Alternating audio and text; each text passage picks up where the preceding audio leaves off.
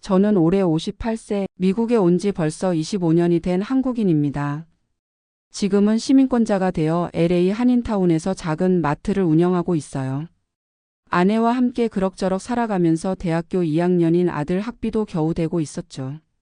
미국 생활이 처음엔 정말 힘들었지만 25년이나 지나다 보니 이제는 한국보다 이곳이 더 익숙해졌어요. 영어도 일상생활에는 큰 불편함이 없을 정도가 되었고 무엇보다 여기서 태어나 자란 아들을 생각하면 한국으로 돌아갈 생각은 전혀 없었거든요. 그런데 작년 11월 제 인생을 완전히 바꿔놓은 일이 일어났습니다. 그날도 평소와 다름없이 마트에서 일하고 있었는데 갑자기 가슴이 찢어질 듯이 아프기 시작했어요. 처음엔 단순한 소화불량이나 스트레스인 줄 알았는데 시간이 지날수록 통증이 더 심해지고 식은땀까지 흘리게 되더라고요. 아내가 깜짝 놀라며 바로 911에 신고했고 앰뷸런스를 타고 USC 메디컬 센터 응급실로 실려갔습니다. 응급실에서 각종 검사를 받은 결과 급성 심근경색이라는 진단을 받았어요. 의사는 즉시 심장 카테터 시술을 해야 한다고 했고 저는 생각할 틈도 없이 수술실로 들어갔습니다. 다행히 스텐트 시술은 성공적으로 끝났고 이틀 후 퇴원할 수 있었어요. 생명을 구했다는 안도감도 잠시, 일주일 후 병원에서 청구서가 날아왔을 때는 정말 눈앞이 캄캄했습니다. 총 청구액이 무려 7만 8천 달러였어요. 한국 돈으로 1억 원이 넘는 금액이었죠.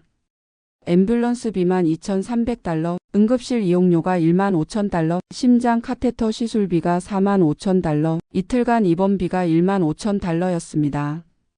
저희는 민간 의료보험에 가입해 있었지만 월 보험료만 1,200달러나 내는 비싼 보험이었는데도 불구하고 디덕터블이 6천 달러나 되었어요.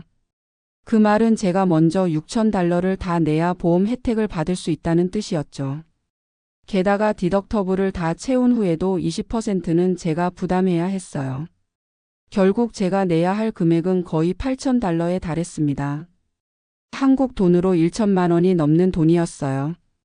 작은 마트를 운영하는 저에게 8천 달러는 엄청난 금액이었습니다. 한 달 매출이 좋을 때가 1만 2천 달러 정도인데 여기서 임대료, 인건비, 물건값을 빼고 나면 순이익은 3천 달러 정도밖에 남지 않거든요. 그 돈이면 거의 3개월치 생활비에 해당하는 금액이었어요. 아들 대학 등록금도 빠듯한 상황에서 갑자기 8천 달러를 어떻게 마련해야 할지 막막했습니다. 더 큰 문제는 의사가 3개월 후 추가 검사를 받아야 한다고 했다는 거예요. 그때 또 얼마나 많은 돈이 들지 생각하니 정말 걱정이 되었죠. 병원 직원에게 분할 납부가 가능한지 물어봤더니 월 200달러씩 40개월 동안 내면 된다고 하더라고요. 하지만 이자까지 생각하면 결국 더 많은 돈을 내야 하는 거였어요. 그때 문득 한국에 계신 부모님이 생각났습니다. 몇 년 전 아버지가 심장 시술을 받으셨는데 비용이 얼마나 들었는지 물어본 적이 있었거든요. 아버지는 국민건강보험 덕분에 본인 부담금이 50만 원 정도밖에 안 들었다고 하셨어요. 미국에서 8천 달러, 한국에서 50만 원. 같은 치료를 받는데 이렇게 차이가 날 수 있나 싶었죠. 아내와 밤늦게 이야기를 나누었어요. 여보, 한국에 가서 치료받는 게 어떨까요? 아내도 처음엔 말도 안 된다고 했지만 계산해보니 비행기표 값을 포함해도 훨씬 저렴할 것 같았어요. 하지만 여러 가지 문제가 있었습니다. 우선 저는 미국 시민권자가 되었기 때문에 한국 국민건강보험에 가입할 수 없었어요. 그래도 한국의 의료비가 미국보다 훨씬 저렴하다는 건 확실했죠. 또 다른 문제는 마트 운영이었어요. 제가 한국에 가 있는 동안 마트를 어떻게 해야 할지 고민이었죠. 아내 혼자서는 감당하기 어려웠거든요. 그런데 12월 초 더 큰 충격을 받았습니다. 심장내과에서 정기검진을 받았는데 혈관 한 곳이 더 좁아져 있다며 추가 시술이 필요하다고 하는 거예요. 의사는 최대한 빨리 해야 한다고 했고 비용은 또 4만 달러 정도 들 것 같다고 했어요. 설령 보험이 적용된다 하더라도 제가 내야 할 돈이 최소 6천 달러는 될 거라고 하더라고요. 그 순간 정말 한계에 다다른 기분이었어요. 첫 번째 수술비도 아직 다 못 갚았는데 또 6천 달러를 어떻게 마련해야 하나 싶었죠. 밤새 고민한 끝에 결정했습니다. 한국에 가서 치료받자고요. 다음 날 바로 인터넷으로 한국의 대형 병원들을 찾아보기 시작했어요. 삼성서울병원, 서울아산병원, 서울대병원 등의 홈페이지를 들어가 보니 국제진료센터라는 곳이 있더라고요. 해외에서 오는 환자들을 위한 서비스를 제공한다고 했어요.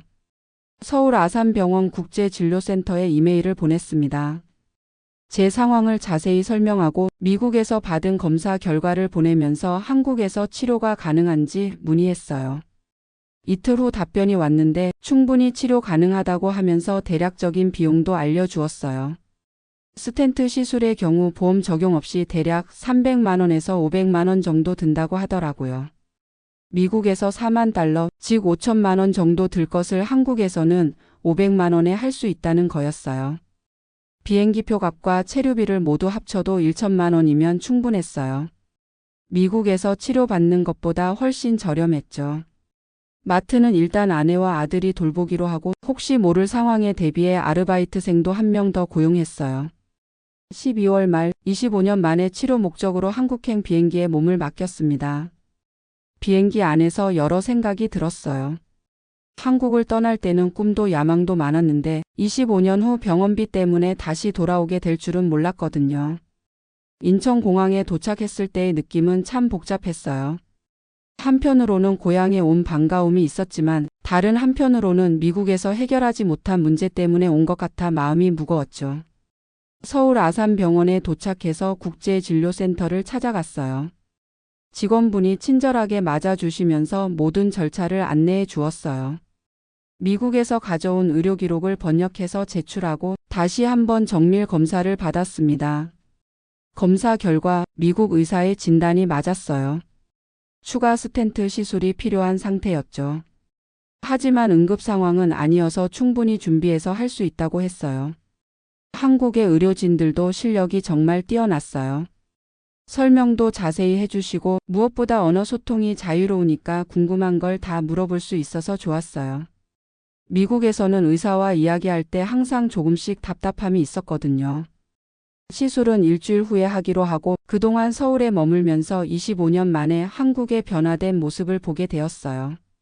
정말 많이 변해 있었죠. 지하철도 훨씬 편리해졌고 스마트폰으로 모든 걸 할 수 있는 시스템도 신기했어요. 가장 놀란 건 의료 시스템이었어요.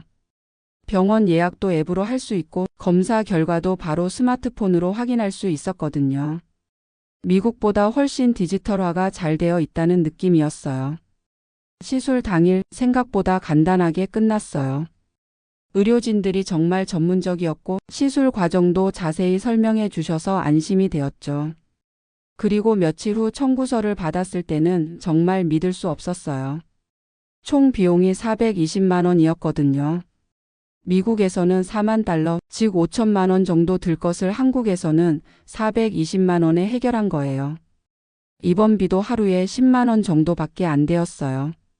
미국에서는 하루 입원비가 2,700달러, 즉 350만 원 정도 들었는데 말이에요.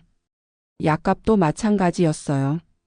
미국에서 한 달치 심장약이 300달러 정도 하는데 한국에서는 같은 약이 10만 원 정도밖에 안 했어요. 한국에서 2주 동안 머무르면서 든 모든 비용이 800만 원 정도였어요. 비행기표 100만 원, 호텔비 200만 원, 병원비 400만 원, 기타 생활비 100만 원 정도였죠. 미국에서 두 번째 시술을 받았다면 최소 1,500만 원은 들었을 텐데 한국에서는 절반 정도의 비용으로 해결한 거예요. 더 놀라운 건 의료 서비스의 질이었어요. 미국과 비교해도 전혀 뒤지지 않았고 오히려 더 친절하고 세심한 면이 많았어요. 간호사분들도 정말 친절하셨고 의사 선생님도 환자 입장에서 많이 배려해 주셨어요. 한국에 있는 동안 오랜만에 고등학교 친구들도 만났어요. 25년 전에 헤어졌을 때는 모두 어려운 상황이었는데 이제는 다들 안정된 생활을 하고 있더라고요. 그리고 무엇보다 의료비 걱정 없이 병원에 다닐 수 있다는 게 부러웠어요. 친구 중 한 명은 작년에 암 수술을 받았다고 하더라고요. 그런데 국민건강보험 덕분에 본인 부담금이 200만 원 정도밖에 안 들었다고 했어요. 미국이었다면 최소 5만 달러, 즉 6천만 원 이상 들었을 거라고 하니까 정말 놀라워하더라고요. 2주 후 미국으로 돌아오면서 여러 생각이 들었어요. 25년 동안 미국에서 살면서 이제는 미국인이 다 된 줄 알았는데 정작 큰 병에 걸리니까 결국 한국의 도움을 받아야 했다는 현실이 씁쓸했어요. 미국의 의료 시스템이 이렇게 비싸다는 건 알고 있었지만 직접 경험해 보니 정말 심각한 수준이었어요. 보험에 가입해 있어도 결국 본인 부담금이 엄청나게 크니까 사실상 무보험과 다를 바 없다는 생각이 들었죠. LA로 돌아와서 마트 일을 다시 시작했지만 마음 한편으로는 계속 고민이 되었어요. 앞으로 나이가 들면서 병원에 갈 일이 더 많아질 텐데 그때마다 이렇게 한국을 오가야 하나 싶었거든요. 아내와도 진지하게 이야기를 나누었어요. 은퇴 후에는 한국으로 돌아가는 것을 고려해봐야 하지 않을까 하고요. 물론 아들 문제가 있지만 아들도 곧 대학을 졸업하고 독립할 거니까요. 실제로 주변에 은퇴 후 한국으로 돌아간 한인들이 몇 명 있어요. 의료비 부담이 가장 큰 이유라고 하더라고요. 미국에서는 나이가 들수록 의료비가 기하급수적으로 늘어나는데 한국에서는 국민건강보험 덕분에 부담이 훨씬 적다고 해요. 지금 생각해보면 이번 경험이 저에게는 새로운 선택지를 제시해 준 것 같아요. 25년 동안 미국에서만 살다 보니 한국을 거의 잊고 살았는데 다시 한번 한국의 좋은 점들을 발견하게 되었거든요. 특히 의료 서비스 면에서는 한국이 미국보다 나은 점이 많다는 걸 깨달았어요. 비용도 저렴하고 접근성도 좋고 무엇보다 언어 소통이 자유롭다는 게 큰 장점이었죠. 지금은 3개월마다 정기 검진을 받아야 하는데 이것도 한국에서 받을까 생각 중이에요. 미국에서 한 번 검진받는 비용이면 한국에서 몇 번은 받을 수 있거든요. 주변 한인들에게 제 경험을 이야기해 주니까 다들 관심을 보이더라고요. 특히 의료보험이 없거나 보험이 있어도 디덕터블이 높은 분들은 진지하게 고려해 보겠다고 하시더라고요. 물론 한국에서 치료받는 것도 단점은 있어요. 우선 시간과 비용이 들고 응급 상황에는 바로 갈 수 없다는 문제가 있죠. 그리고 미국 의료진과의 연계도 쉽지 않고요. 하지만 계획된 치료나 정기검진 같은 경우에는 충분히 고려해 볼 만한 선택지라고 생각해요. 특히 큰 수술이나 비싼 치료가 필요한 경우에는 더욱 그렇죠. 이번 일을 통해서 미국의 의료 시스템이 얼마나 문제가 많은지 실감했어요. 세계에서 가장 발달한 의료 기술을 가지고 있으면서도 정작 일반 사람들은 제대로 된 치료를 받기 어려운 구조인 것 같아요. 앞으로는 건강관리에 더욱 신경 쓰려고 해요. 예방이 최고의 치료라는 말이 있잖아요. 정기적인 운동과 식이요법으로 병원에 갈 일을 최대한 줄이는 게 최선인 것 같아요. 그리고 혹시 모를 상황에 대비해서 한국의 병원들과 연락을 유지하고 있어요. 필요하면 언제든지 한국에서 치료받을 수 있도록 준비해 두려고요. 25년간 미국에서 살면서 이런 선택을 하게 될 줄은 정말 몰랐어요. 하지만 이번 경험을 통해 다시 한번 깨달은 게 있어요. 건강보다 소중한 건 없다는 것, 그리고 때로는 고향의 품이 가장 따뜻하다는 것 말이에요. 지금도 가끔 그 청구서를 보면서 생각해요. 만약 그때 한국에 가지 않았다면 어떻게 되었을까 하고요. 아마 빚더미에 앉아서 몇 년은 허덕였을 거예요.